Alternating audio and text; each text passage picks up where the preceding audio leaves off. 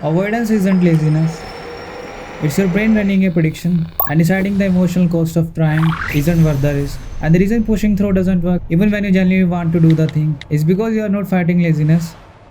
You're fighting a protection system. One your brain built specifically to keep you from feeling what happens if you try and it doesn't work out. And it fires before you even decide to avoid. What your brain is actually predicting and why the things you care about most are always the hardest to start. That's what we are covering, but first you need to see what avoidance is actually protecting you from. Because it's not failure, it's the specific meaning failure would have about who you are. Psychologist Timothy Pychyl at Carleton University spent 2 decades on this. His conclusion had nothing to do with the time management. Avoidance is an emotional regulation strategy. Your brain doesn't avoid the task, it avoids the emotional state that task predicts. Here's how to catch it on yourself right now. Think about the thing you've been avoiding longest. Not the hardest thing, the one that actually matters.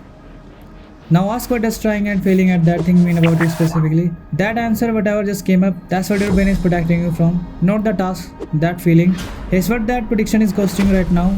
The project that's been in your head for months, still there. The conversation you keep putting off, still not had. The tab you open, then close, then open again. Not because you don't want it, because wanting it and not getting it would feel worse than never starting. So your brain keeps you busy with everything else.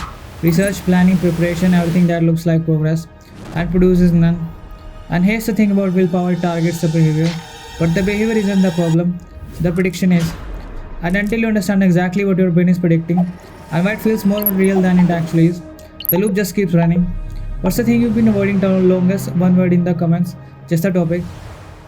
It's why avoidance gets harder to break the longer it runs. Every time you avoid, your brain updates the model. We avoid it, we are still okay, the avoidance works. Which means next time the same prediction fires, the pull towards avoidance is stronger, not weaker. And the thing you are avoiding starts to feel more dangerous than it actually is. Because your brain has been treating as a threat every time it came up.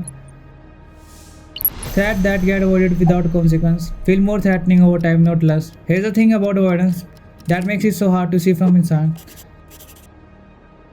The things you avoid most are never the things you care about least. They're always the things you care about most.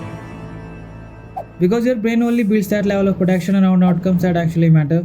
You don't avoid things that don't mean anything, you avoid things that mean everything.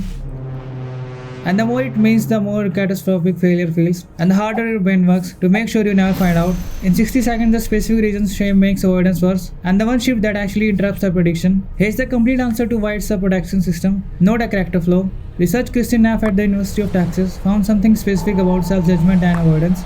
The harsher someone is on themselves for not starting, the more they avoid, not less. Because shame activates the exact same threat response that caused the avoidance in the first place. You avoid, you feel bad about it. Brain detects a new threat, you avoid more. The loop feeds itself, and willpower, productivity systems, accountability partners, they all target the behavior. None of them touch the prediction. The way out isn't more discipline, it's building evidence that the prediction is wrong. Think about what the loop costs over time, not the task that didn't get done, the version of you that never got to find out what would have happened if you did tried. The project, the conversation, the thing, still sitting exactly where you left it, because your brain decided the risk of finding out was greater than the cost of never knowing. 3 things that actually break the loop. 1. Name the specific prediction out loud. Not I'm afraid to fail. What does failing at this specific thing means about you specifically? Write it, say it out loud. The prediction loses power the moment it's conscious. 2. Shrink the emotional exposure, not the task. Don't try to finish it, try to survive starting it. Open the document, write one sentence, that's it. You are not building output, you are building evidence that starting doesn't destroy you. 3. Separate failures from verdict. Right now, failure feels like a verdict about who you are. It's not a start about your current approach. Those aren't the same thing, and only one of them means you should stop. You weren't lazy. You were protecting yourself from the most dangerous feeling you know, trying at something that matters and finding out it didn't work. That's not a character flaw, that's brain doing exactly what brains do. When the stakes feels real, you weren't avoiding the work, you were avoiding the feeling that doing the work and still failing would give you. Those aren't the same thing, and only one of them can actually be fixed. If you want more videos that go underneath the behavior towards actually running it, subscribe. That's all this channel does.